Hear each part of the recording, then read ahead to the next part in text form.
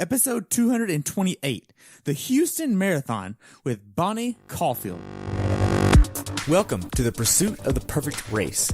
I'm Coach Terry Wilson, and with each episode, I bring stories of athletes to you that share their experiences at races in order for you to learn how to have your perfect race. We will hear stories from athletes of all ages, abilities, and races of all distances. So regardless of where you fit in, there's something in there for you. Thanks for spending some time with me today. Now let the pursuit begin.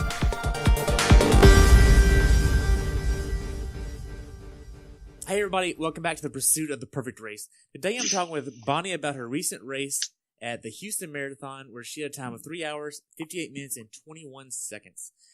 The temperature on race day was horrible in her eyes and was 31 degrees and rose to 45. This is her 8th time doing the race and her 6th time in a row doing the Houston Marathon. Bonnie came on last year and talked about the Ironman Florida race that she did, and now she came back to the Houston Marathon with no taper. Welcome back to the show, Bonnie. I look forward to hearing about your race. Gosh, thanks for having me. You're welcome. So why did you want to go into this race like you did?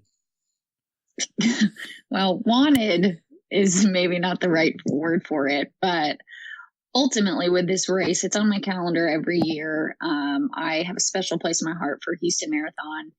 And ultimately what I'm training for, though, is Ironman Texas in April. And so that's kind of the reason for no taper, was that this was not my A race. This was kind of my B race. Wow. So being that we kind of already talked about your life, work, training, all that in Ironman Florida, we'll just skip over that and kind of get to the fun stuff already. So how is your training going into this race? It was going good. So recovering from Florida, I took the month of November to, take a little bit of time to myself and ease back on the training. But starting back into December, jump back into it, putting in the base miles for Ironman Texas. And that really set me up nicely for this race, kind of had a refreshed sense of let's go get them, coming off of Ironman Florida. Wow. So I know you negative split the race, which was pretty awesome. I saw your splits and I tracked you along the way. Yeah. How was your training going into this? Did you have certain workouts you wanted to do before the race? I know you're with Dave. How was this?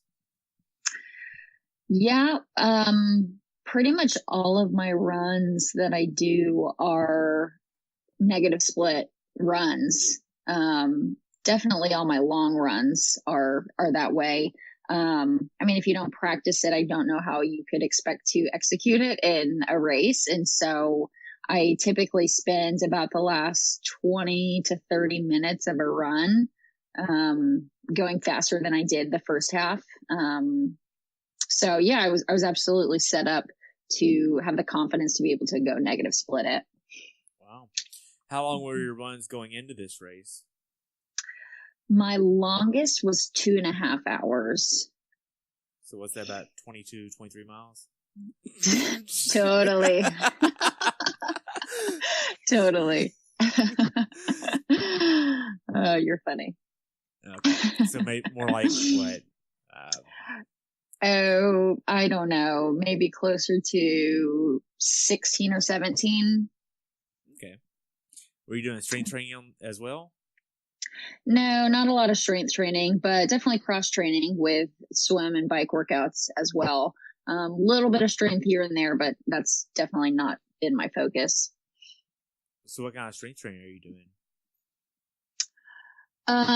Mostly stuff with like dumbbells, high reps, low weights, just kind of total body stuff, some lunges, some single leg squats, that kind of thing, calf raises, etc. Okay. So did you have any workouts that you wanted to do in training to give you the confidence to go into this race prepared? Well, I think all of my long bricks and my long runs really set me up to feel comfortable to go out and race for 4 hours. It's a long time to stay in it mentally, but all of those long runs, tracking those consistently, just, you build and you build, and then you get to race day confident that you can go and run for that long. Okay. So we'll just go ahead and transition a little bit to talk more about the race itself. How did you get down to Houston? Good question, Terry.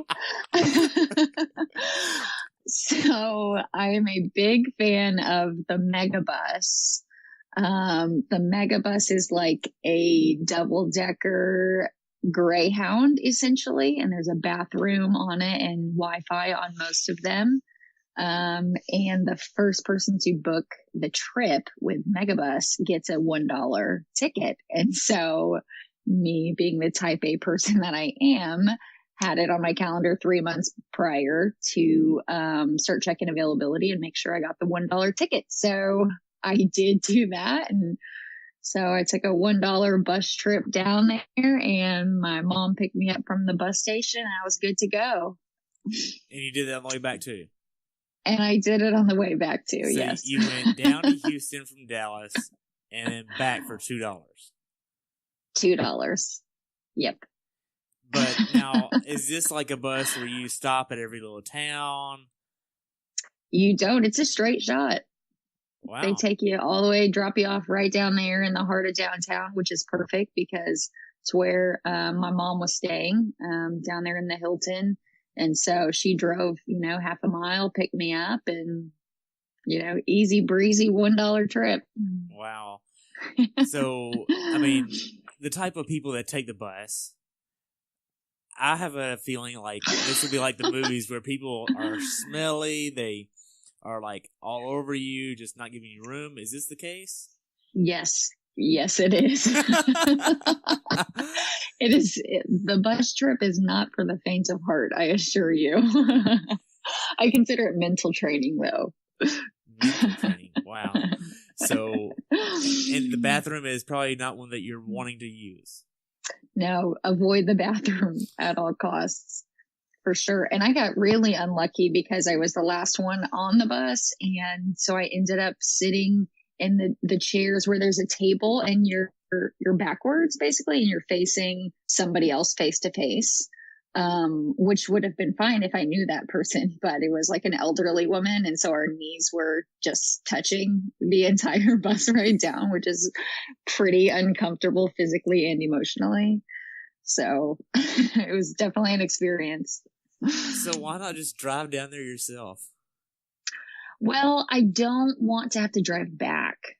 That's the problem. I don't want to run a marathon and then have to make a 4-hour drive back to Dallas because I don't want to fall asleep and I don't want to be dangerous. And so I want to ride the bus back, quite frankly. So that means I have to take the bus there too. Man, so you get down there on the bus. Like, I haven't ever heard anybody taking the bus before. And I saw that. I was like, okay, this is going to be interesting. So, what else should we know about taking the bus? I would say be sure to have a trusted source take you to the bus station and pick you up from the bus station. It's not a place that I personally would want to spend my time hanging out just for funsies. But if you find somebody who's willing to take you and pick you up, then you should be safe. But definitely get there early so that you're not the last one on the bus like I was. That's my best advice I can give you. Wow. So after you get down there, I know you volunteered at the expo. How was this? Gosh, great. So much fun. So I was a Chevron Houston Marathon ambassador past year, which meant that I spent the year evangelizing for how great of a race this is, which was so fun. I really, really enjoyed that. And so part of my role this weekend was volunteering at the expo. And so I, got down there and spent a few hours on their Instagram answering questions and promoting people's posts and liking people's posts and commenting and that kind of thing. But after that, I just went down to the expo with, I had a big frame that people are supposed to take pictures in. It was trying to get people to take pictures, just to promote the event and build excitement and all that. And so I literally spent the entire with this sign, just pulling people in and taking pictures of them with their phones and meeting people and just pumping people up for the race the next day, which is right up my alley. And I had such a blast. Wow. So who all did you get to meet? Well, unfortunately, nobody like famous, but I did see Meb walk by with a security officer, and the schoolgirl in me was like, "It's Meb." But unfortunately, I didn't get to meet him. But I had a number of people that I am Instagram friends with that I've never met in real life who came up to me and introduced themselves, which I love so much. And then I got to see my friend Marcus Cook, who is just simply amazing. I got to see him and give him a hug and take a selfie with him, which I've met him a number of times, and he's such a nice and kind guy. So it was really, really a wonderful day for me. Anyways, I think that my little sister, Betsy, mom were pretty unentertained in the day, but I was just having a blast. But as you were volunteering and all that, you got some pictures taken. How was the check-in process, and what all kind of vendors were at the expo? Mm-hmm. They don't call it a village. No. I almost called it a village, but it's not a village. Yep, at the expo. Yeah, so the event is really, really well put on, in my opinion, which I'm a little bit biased, but honestly, it is a really well put together event. So signage is really clear. How you get to packet pickup is really clear. And they had a pretty cool system this year, which has been different than in the past. You scan your confirmation when you first get there, and then they tell you what line to go to and say, oh, go pick up your packet in line 4, for example. And you go to line 4 and they've pulled it and everything's ready to go. And so there's not these massive lines, even though there's, 30,000 people streaming into this one place to pick up their packets. It went really, really smoothly. And then the expo was a lot of fun. All kinds of awesome vendors from, like massage therapists and people with like emu oil and all kinds of goofy things, to the sweat headbands and noon hydration. I was pretty bummed Muscle Milk wasn't there because I always look forward to getting that chocolate milk. But yeah, definitely some cool vendors with some great samples. Lots of race series tents set up, trying to get you to sign up for different races. There was the Geico gecko in real human size. So that was fun. People were taking pictures of him. Wow. But it was a good event. So you get your packet, all that fun stuff. The day before the race, what's your nutrition plan? Do you have a nutrition plan that you want to make sure you get a certain breakfast, lunch, and dinner in? Are you worried about it that much? What's this like? Gosh, you're making me sound like a rookie, Terry. No, I do not have a nutrition plan the day before. I try to eat relatively clean, lean protein, avoid fiber if at all possible. Why would you do that? Nobody wants to see what would happen on race day if I didn't. So,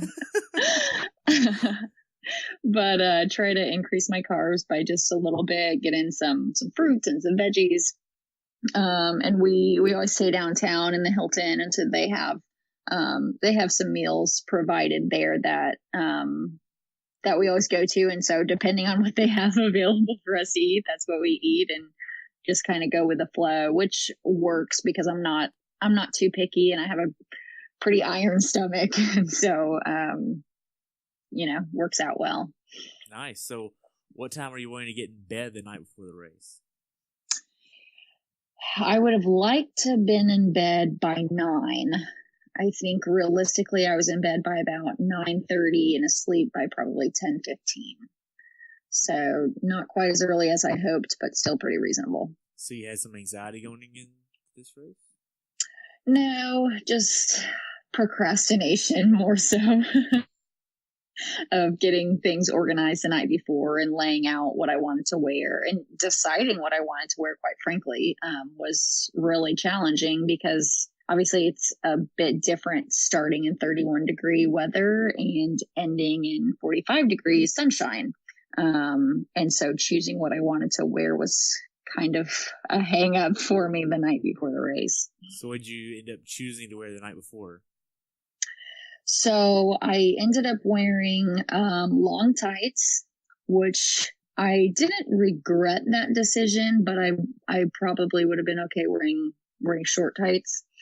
And then I wore a short sleeve shirt with, well, what do you call them? Arm warmers. And then I wore 2 cotton t-shirts on top of that through the race I threw off once I got warm enough. So you didn't have to worry about like the length of your socks. You didn't worry about compression socks or anything like that. No, I don't wear anything compression. I haven't got on board with that train yet, but you know, if I had somebody send me a free pair, maybe I could try them out. I mean, they're only like $50 to $80 a pair. I know, for a pair of socks. Good grief. One pair, not like 2, buy one, get one free. No. Right. And the colors are terrible. I don't need neon green. Like, they just need to make some normal colored ones. Well, let me get some water. All right. So, anyway, oh man. So after you chose what to wear, you get in bed. How did you sleep? Did you sleep good, bad, indifferent? I slept pretty good. No real complaints. No, I don't have, too many nerves going into the marathon just because I've done it so many times. And, I know the course, I know, what to expect out there. And so, yeah, slept pretty good. Okay. So after you get up, how far away from the start line are you staying? So we are staying, the Hilton is where we stay, and it's connected to the George R. Brown, which is wonderfully convenient. And so we just go across the Sky Bridge to go drop off our gear bags. But then the actual start line is about half a mile walk. That's not bad. It's not too bad. Less optimal when it's 31 out, but not too far of a walk. Okay. So before you actually leave your room to go down to the start line, are you getting a breakfast in? What's your nutrition plan like before you leave? Mm-hmm. So we ate breakfast in the hotel. I had some eggs. I had 2 strips of bacon.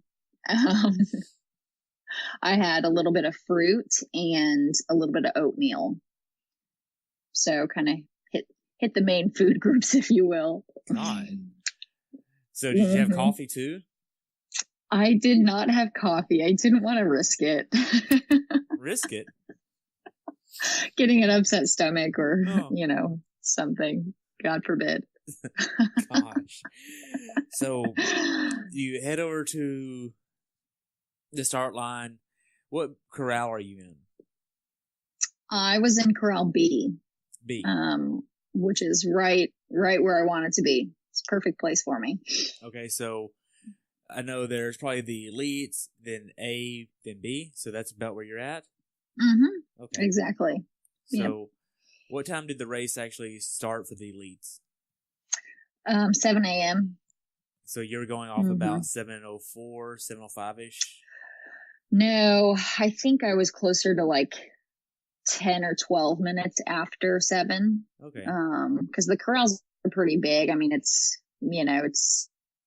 think it's 25,000 people, split up into 4 corrals. So they're pretty sizable.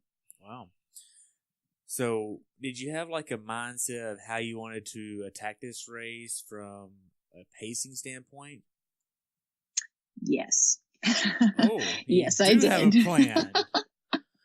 What? Yes, I did have a plan, and I spent a lot of the night before kind of finalizing in my mind what I wanted to do. Because talking to Dave, my plan was to do a 3:59. Just break that 4 hour mark, which I've never done before. But to not go race all out and potentially injure myself or potentially set back my Ironman training. And so we were like, all right, 3:59, that's all that I need. And so I had planned on doing the first half of the marathon between a 9:20 and 9:30 pace. And then starting about halfway, just slowly but surely picking a few seconds off every mile, with the goal of getting to mile 20 with 10K to go, and then taking off 10 seconds per mile. And that's what I had in my brain. And I knew that it would be challenging to do when your legs are exhausted and you're trying to run faster and faster. But, it's worked for me in the past. And so yeah, that's what I set out to do. Man. So the gun goes off for the leads. You're in the crowd. What's the atmosphere there like? Oh gosh, so much excitement and anticipation. And we're all just shivering together, the thousands and thousands of us, and people are taking selfies, and there's music playing over the loudspeakers, and it's just great. It's a fun place to be. You hear Garmin's all over the place beeping as they're, locating their GPS signals. And yeah, it's just a fun few minutes that you get to spend with thousands of strangers. Wow.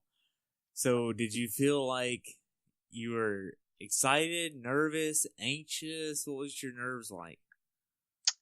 I was nervous. I think really for the reason of knowing that it's going to hurt, and just being scared about how much it's going to hurt.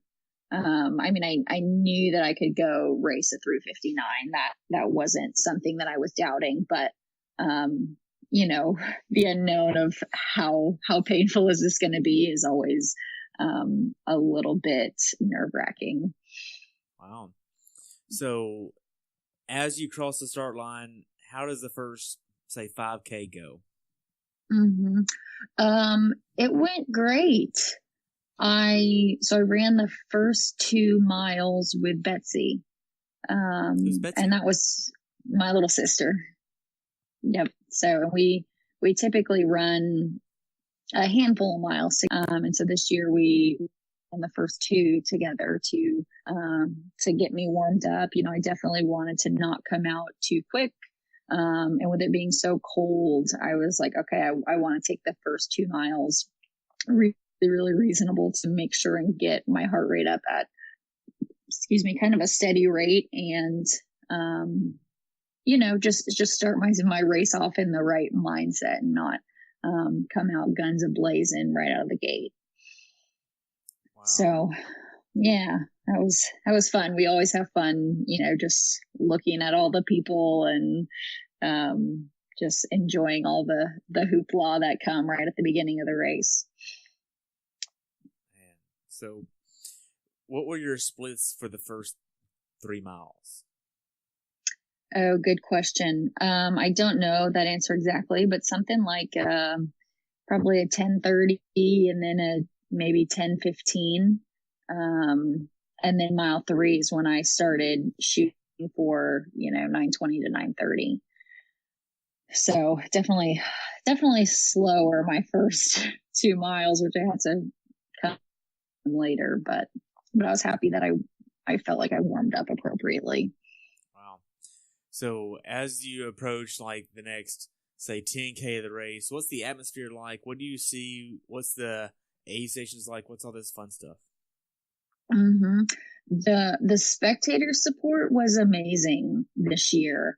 And I don't know if it's because the Astros won the World Series or what, but just the whole vibe of the city was definitely more united and more energetic than it's been in a lot of years, which was so fun. Even with the really, really cold weather, there was so much support out there. The hoopla on the court, just there are Elvis impersonators at mile 3. There's a number of different bands out there who are just, singing oldies for the most part. Um, there is a group from Bolivia that they're wearing these amazing like dresses, Bolivian music and dancing, which is really fun. And then a few different high school bands come out, and their drum lines are just keeping us in check.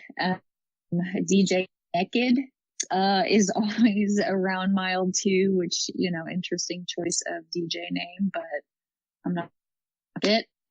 Well, you're not gonna forget about him. I never do. I always look forward to seeing him. So yeah, it was a really fun environment this year, and some really, really great signage, particularly in terms of how the government is running, which were just exactly. So there were some great signs out there this year, and yeah, just really, really fun environment. Wow. So as far as the aid stations, what do the aid stations have? Because I want people to know that your nutrition plan was pretty much non-existent. Thank you, Terry, for putting me on blast. I'll be here all day. Good. So aid stations had water and Gatorade, and that was it for the whole race. And I actually did not drink any Gatorade. I only drank water. I didn't want to have to go to the bathroom, which is such an issue. I came totally unprepared in terms of having salt tabs. And so without those, I was like, shoot, I can't drink too much water. Otherwise I'm going to have to keep going to the bathroom. So kept it to water. And, in terms of the rest of my nutrition, I just was like, all right, whatever is on the course that kind people have brought, that's what I will eat. So, I had a handful of jelly beans around mile 9. I had a full Shipley's donut at mile 11, which tasted awesome. Let's see, I had some pretzels. I had a few orange slices that people were handing out. I had a peppermint at one point, maybe mile 18 or something like that. But yeah, I was completely unprepared in terms of nutrition. Wow. So as far as like say miles, say 8 through 12, how are your splits and your pacing strategy going for these miles? My splits were right where I wanted them to be, between a 9:30 and a 9:20. Yeah, and I was feeling really good. I think that those miles are typically the miles that get people in, because you're feeling good still at miles 8, 9, 10, 11, and you're thinking, man, okay, if I this pace, yeah, I can absolutely hold this. I can absolutely go a little faster, push a little harder, and go finish this thing with an amazing time. And then you get into the later part of the race and you're like, oh man, things are hurting. But I was really nailing my pace and just trying to stay reasonable, and not start pushing it too soon. Cause I knew that would come back to bite me later in the race if I pushed it too soon. Wow. So when did you realize that you were pacing just good enough to make your mark of under 4 hours, or that you're going to have to start struggling a little bit because the first few miles are a little bit slower? Right. I think that when I hit about mile 10, I didn't think that I was not going to make it. I mean, I still had confidence that I could.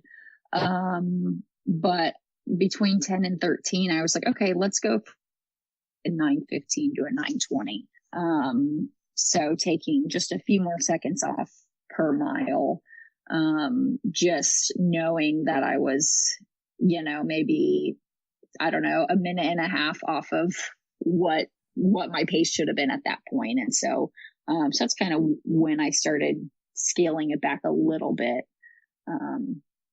Yeah. Wow. So as far as getting to the halfway mark here, is there anything special that they do for the halfway mark, or any specific aid stations that you remember up into the halfway mark? Do anything really special for halfway. The halfway mark it's basically up on a hairpin turn, which is a little bit fun, I guess, because you run up and turn around and come back, and so you get to see all the runners who are behind you, which is always a nice little boost, I guess. And so as I was running back, I, was looking for Betsy. And unfortunately I didn't get to see her. But that's always fun, getting to kind of scan the crowds, if there's, a friend or something that you see that you can yell out to. And, but no, really the only thing, I guess. Okay. So after you crossed the halfway point, what was your split halfway? Did you look down at your watch and see the time? Yeah, I was right at 2:04. So you had 4 minutes to make up on the backside of a marathon. Right. Did that scare you? No, it didn't. It's kind of like the same anxious feeling that I mentioned before. It was, okay, I know this isn't going to be fun. We know that I can do this. Man. So after you get through the halfway point, how are the next few miles? Are you in pain? Are you feeling cramping at any point? Are you starting to get blisters? I know it's cold outside. Have you shed layers yet? What's all this like? So like 13 through probably 16 or 17 were pretty good. Feeling pretty strong.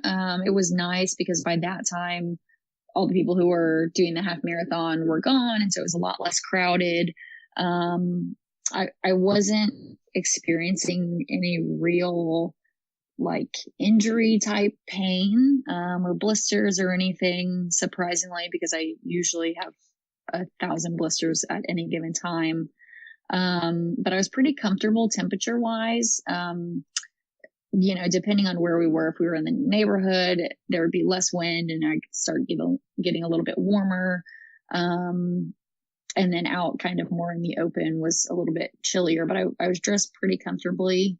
And I had shed my top long sleeve cotton shirt at mile probably 3 or 4. And so I still had, my short sleeve t-shirt, my arm warmers, and my long sleeve cotton tee on. And so I was pretty comfortable. And probably around those miles is when I shed my, I had hand warmers inside of my gloves.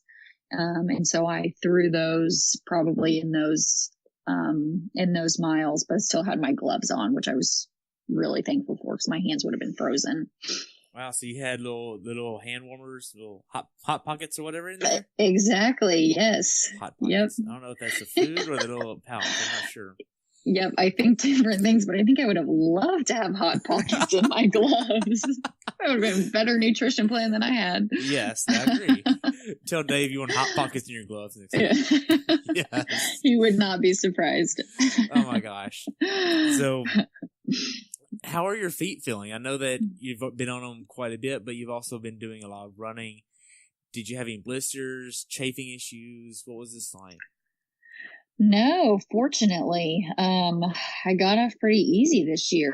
I had no blisters, no real chafing, which a lot of times my heart rate strap, that can sometimes rub me raw, but didn't have issues with that this year. I also put Vaseline under that, which helped a lot. But no, my body was holding up pretty good.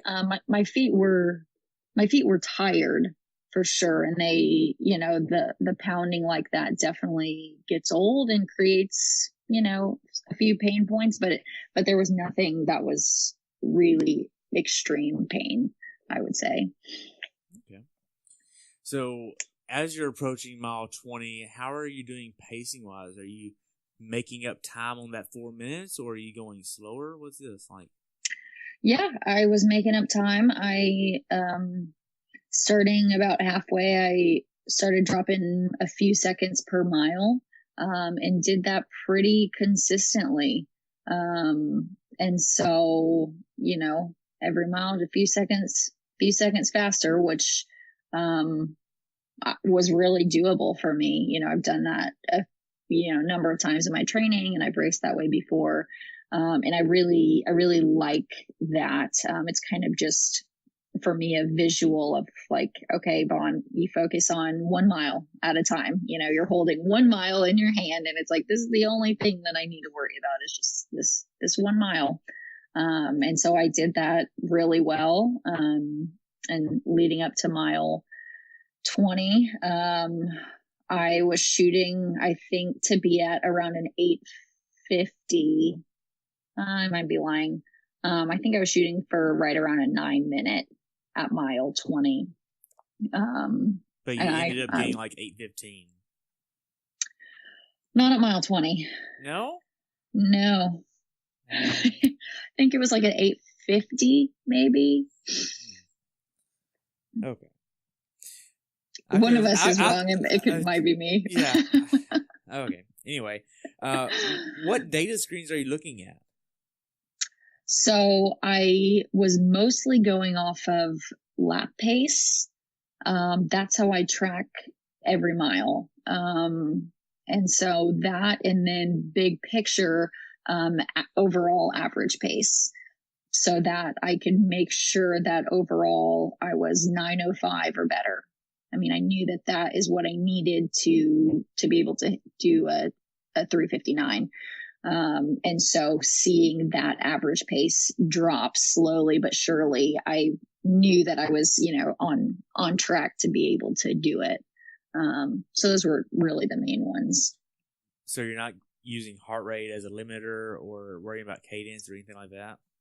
No, I was checking in on my heart rate, every few miles I would check in on it and make sure that nothing was extreme. But no, my heart rate stayed pretty steady. I was zone 2 for a lot of the first half of the race, and then it slowly rose after that as I continued dropping my times. But I mean, that's to be expected. And at no point did I like blow up my heart rate too early.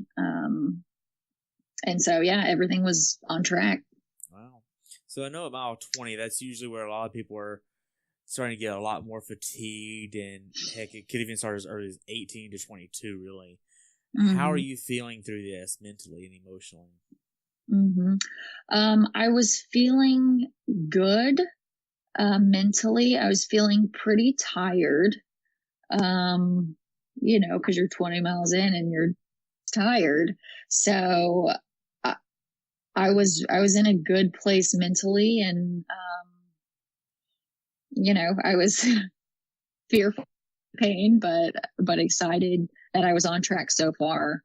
I think that a lot of people get to mile 20 and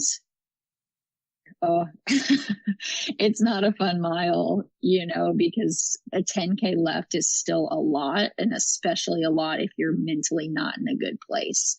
And so to get there and be mentally engaged and to know that I've nailed my race so far was like, okay, I've nailed it for this long. Like, I can absolutely gut out another hour of this. So yeah, I was hurting, in my hamstrings particularly, at that point were really screaming at me. They were really, really tight, but I don't know. I was ready to do it. Wow. So after mile 20, I know your hamstrings are tight, but are you having any negative thoughts?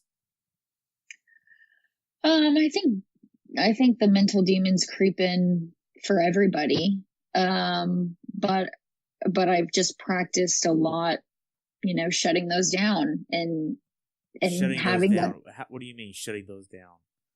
I think just rejecting it, like you'll have a thought of like, how am I going to do this? And then, I mean, my self-talk is like, nope.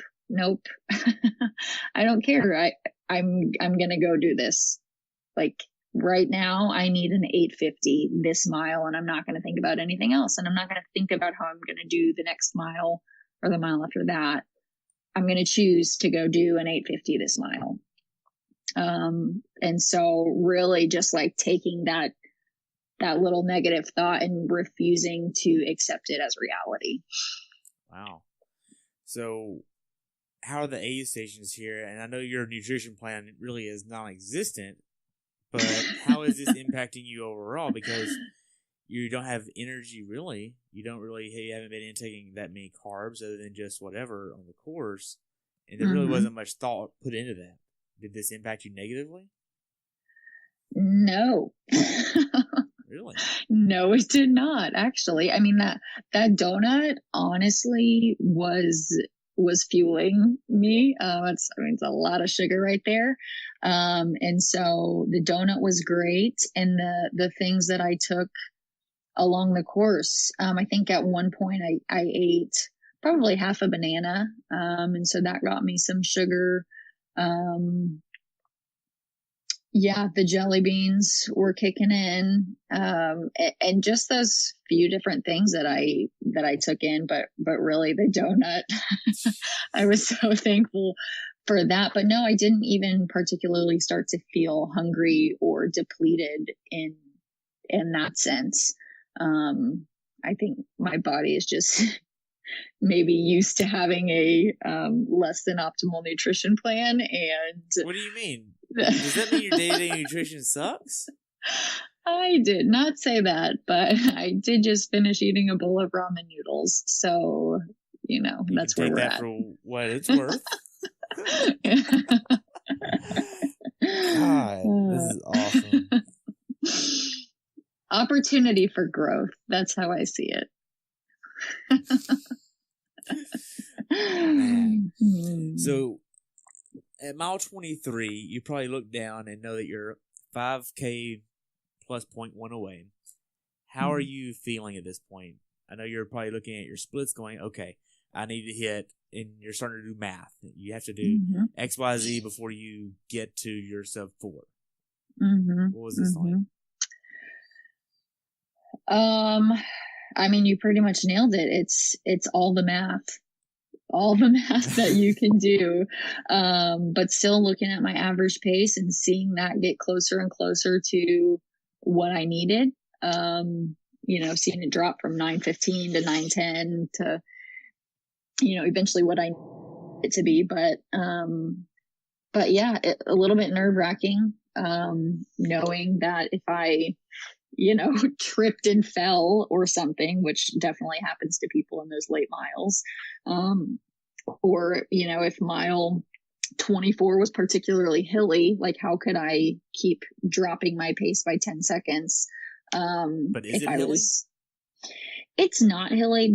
There is a pretty significant hill or two later in, significant by my standards and by Houston standards. So, depending on where you're listening from, it's maybe less significant, but, even to climb a hill that's like 0.1 of a mile, like that can definitely set me back and make me miss my pace goal for that mile. So that had me a little bit nervous. But I was hurting. I was hurting a lot. But the majority of the people that I was surrounded by were really, really beaten down and really just in their heads and walking and exhausted. And so to be a good place mentally and be running by all of those people, like that's definitely like, a boost for me to keep going and to keep doing what I'm doing, because it's really special to get to be in a good place at that time in the race.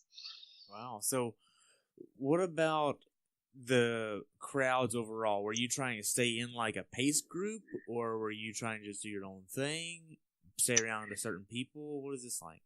Yeah, no, I really considered running with a pace group, and I have never done that before, and I think that I would probably enjoy it, because I love the community of running and triathlon and the sport, but no, I didn't find at the beginning of the race. And so, and I kind of just wanted to focus on negative splitting my race anyway.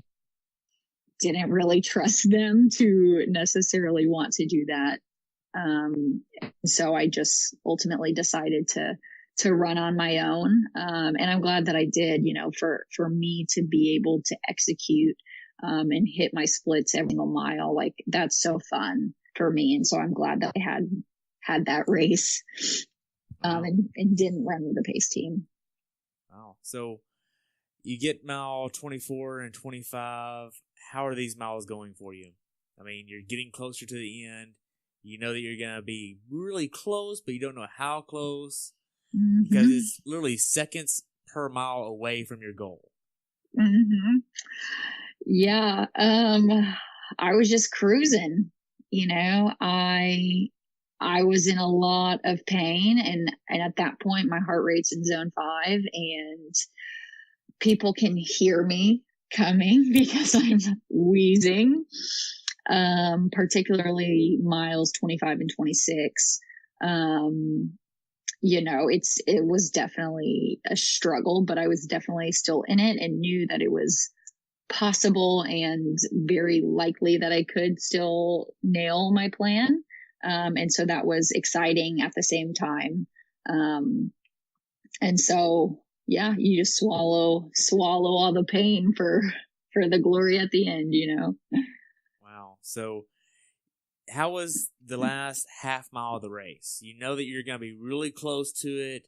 You don't really know how close, because you're approaching 3:55, 3:57, and 3:58 on your watch. What's this like? I was just pushing as fast as I reasonably could. I don't know that I could have really run faster than what I was doing. I was having to like weave in and out of people who were walking. But at that point, there's so many crowds, and you can hear Whit, who is the announcer. You can hear him, and you can hear the music, and you can hear the crowds, and so all that is just so energizing. And so I was just moving. I'm like, I'm absolutely going to do this. I'm not going to like let this slip through my fingers. And so it was good. It was a lot of fun that last, half mile, knowing that I was going to just have executed on exactly what I wanted to do. Man, so how was the finish shoot?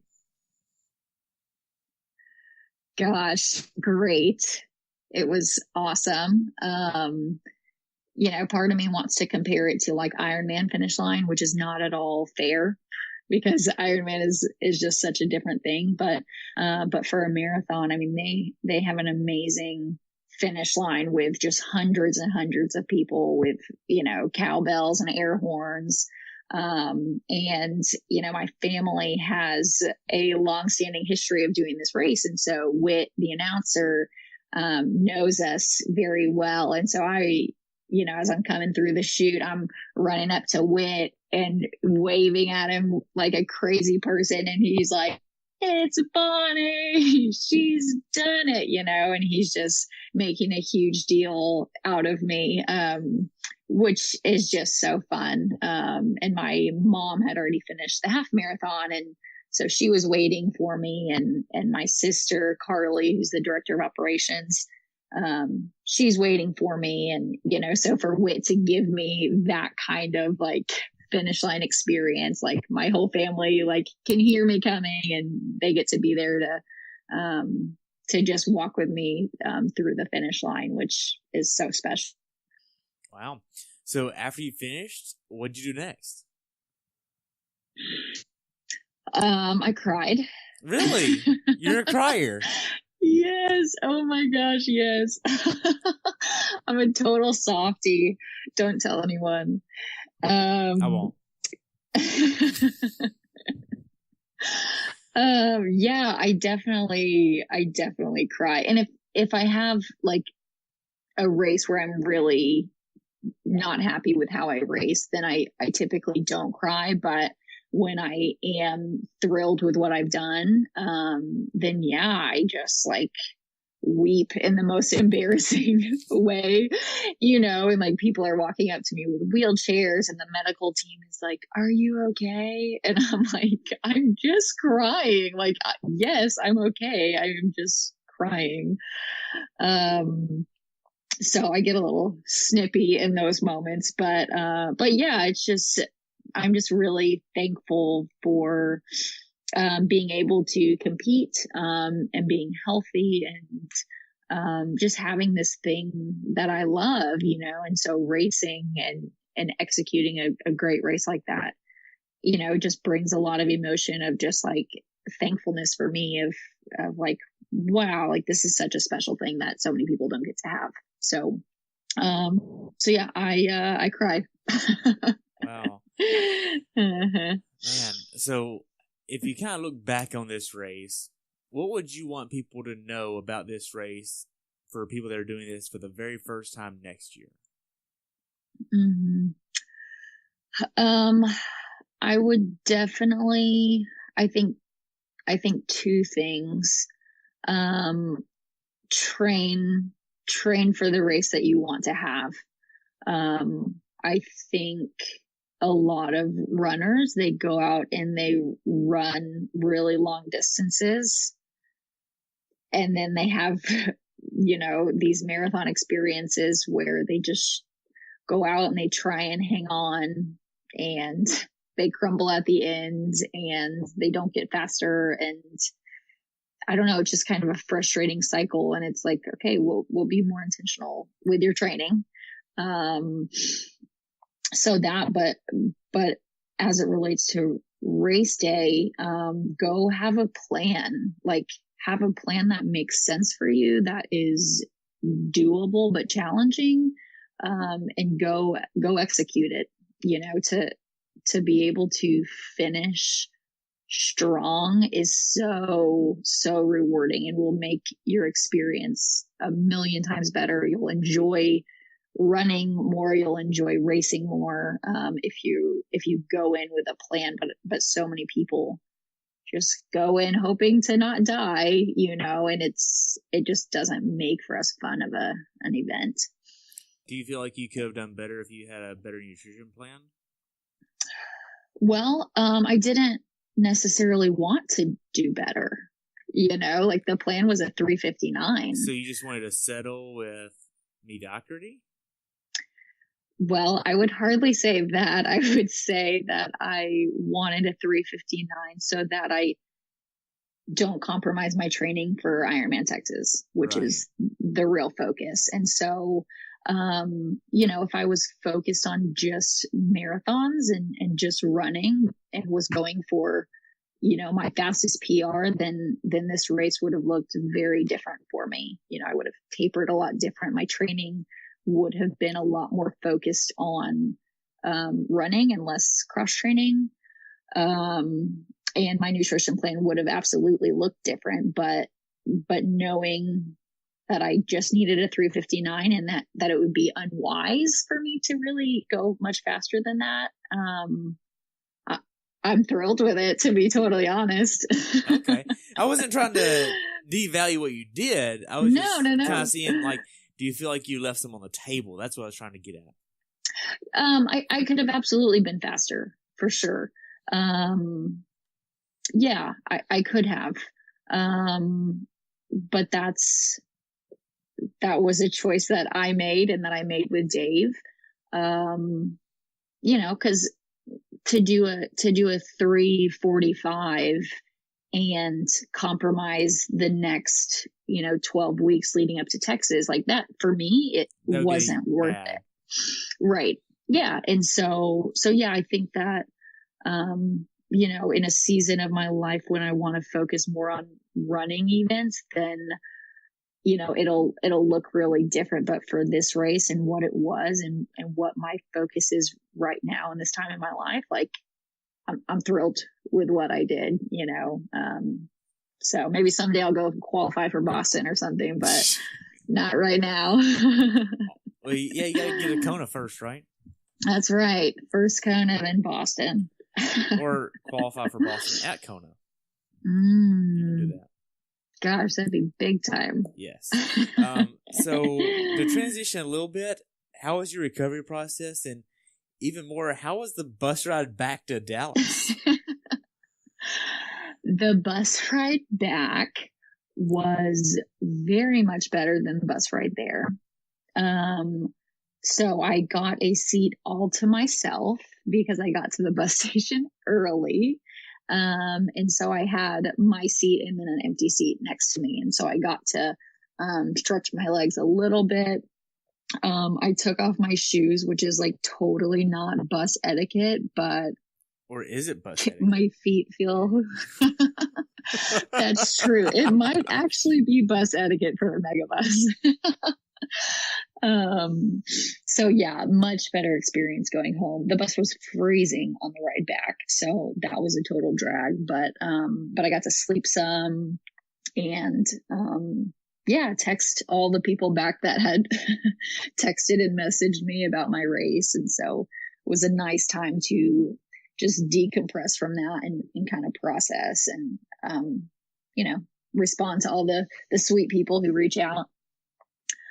So that's how that was. Made it back safe. Had a friend pick me up from the bus station without incident. So that was good. And then I have a tradition of eating just terrible frozen pizza the day of the marathon. And so I got a frozen pizza from Aldi, which is like the low of the low frozen pizza, but it's tradition. Wow. Uh-huh. So, and then in terms of recovery, I didn't have a lot of time to recover. I took 2 days off. And then the third day I was back on my bike. And then the fourth day I was running, and just kind of jumping back into it. I had a little bit of a shorter weekend. The following weekend, I had, I think, 3-hour brick as opposed to like a 5-hour brick. So that was a little bit shortened just as I was continuing to recover. But by now I'm like, 10 days post race and I'm back in the swing of it. I just had a 10-mile run. Yesterday I had a 2-hour brick. So I'm back at it, for the race, focused on the next thing. Wow. So transition a little bit. How can people follow you? My race or my life? Your life or you in general? Yeah. So I'm pretty active on Instagram.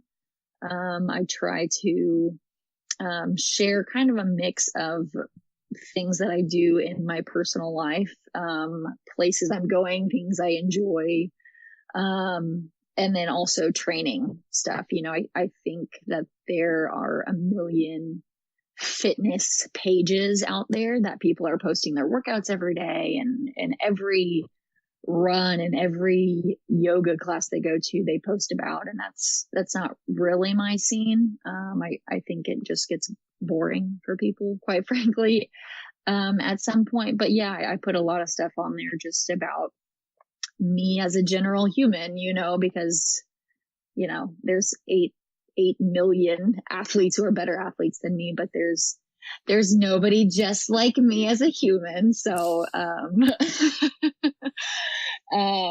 so yeah, people can absolutely follow me on Instagram, and I always respond to messages and all that, and love the people, that I've gotten to meet through Instagram.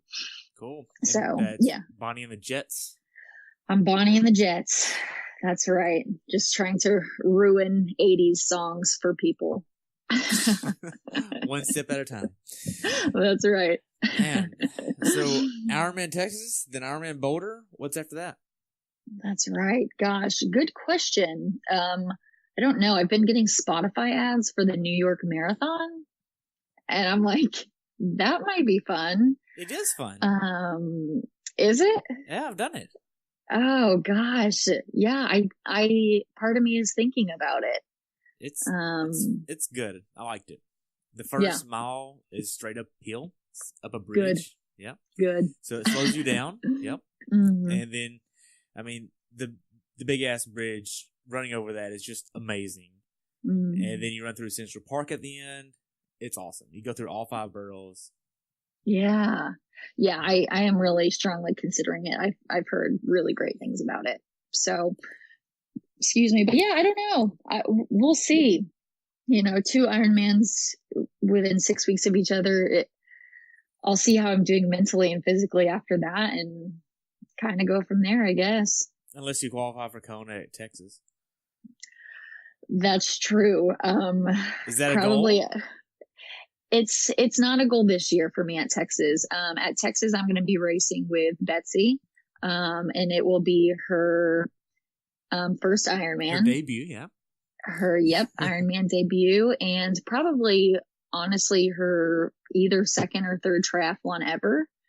And so, yeah, I want to experience that with her, and whatever my race looks like, it doesn't matter.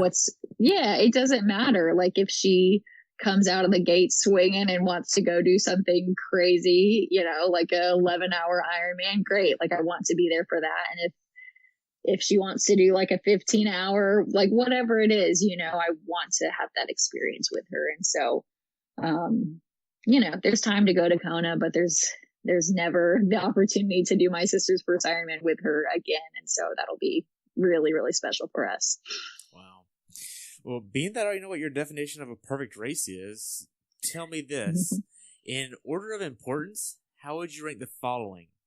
Mental grit, nutrition, or fitness? Good question. I would definitely say mental grit as number one.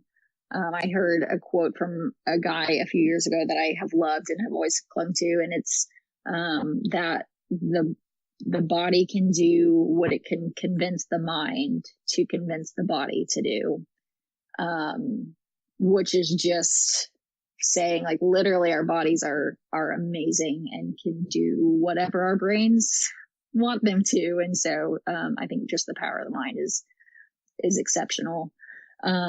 So yeah, mental grit. And then I would say fitness after that, which obviously fitness and nutrition go hand in hand, but I think fitness is probably more important.